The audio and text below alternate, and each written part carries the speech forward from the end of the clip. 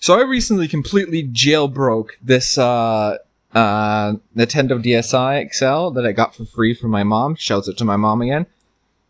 And I just wanted to point out how overpowered this thing is. So this is NoCash operating system. And it's insane, the amount of customization that you can do. So, for example, each one of these face buttons does a little something different. So, for example, when I normally boot it on, it just goes to the NoCash system. When I reset it, also goes to NoCash. And I have these custom, which in the options menu here, you can customize each one of these buttons to do a different thing when you power on the device. So, for example, I have Power plus A.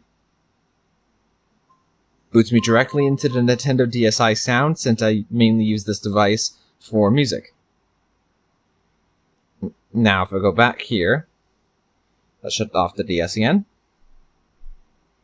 I go Power plus B, brings up the Nintendo DSi browser.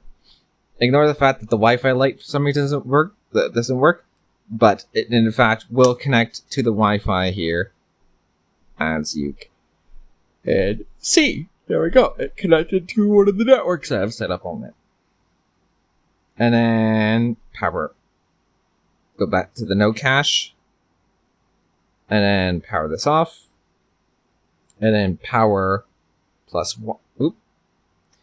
Didn't hit it fast enough. Power plus Y. Brings me into the DSi camera. And then power plus X brings me into the standard Nintendo DSi menu.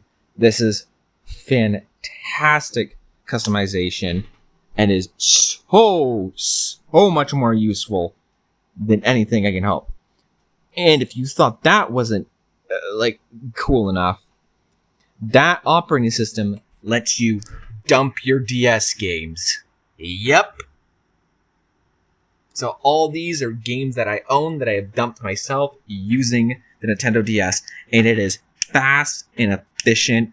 I cannot recommend this firmware enough. NoCash for the win, baby.